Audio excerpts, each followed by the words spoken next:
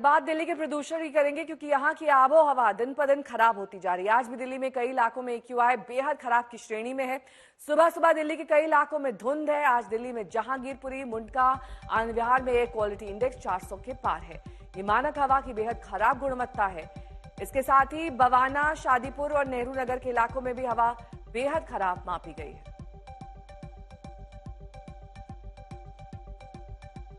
आशुतोष मिश्रा मेरे सहयोगी इस वक्त तमाम जानकारी के साथ जुड़ गए हैं। आशुतोष, दिल्ली सरकार के ग्रैप नियमों के बावजूद AQI का स्तर 400 के पार कई इलाकों में, क्या अब नए कदम, नए नियम, कुछ नई मीटिंग्स के जरिए इसका समाधान खोजने की कोशिश करेगी दिल्ली सरकार? संभावना इसकी लगती नहीं है, क्योंकि जितने कदम उठाए जाने थे उसके बावजूद भी स्थिति में कोई बहुत ज्यादा सुधार नहीं हुआ है। हालांकि बीते सप्ताह जिस तरह की स्थिति पिछले 2-3 दिनों में हम उससे बेहतर इसलिए देख पा रहे हैं। अभी भी जहांगीरपुरी में AQI जो है वो 340 है।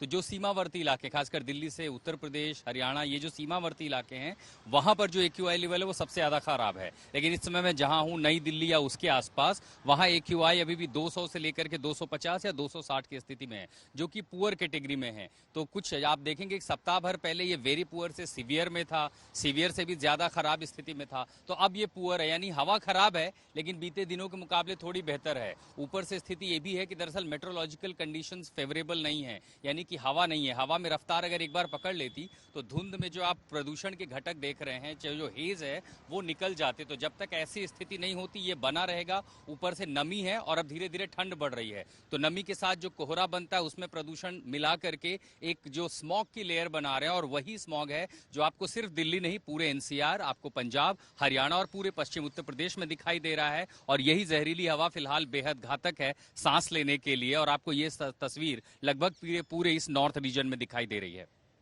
ठीक है, बहुत बहुत शुक्रिया इस तमाम जानकारी के लिए आपका।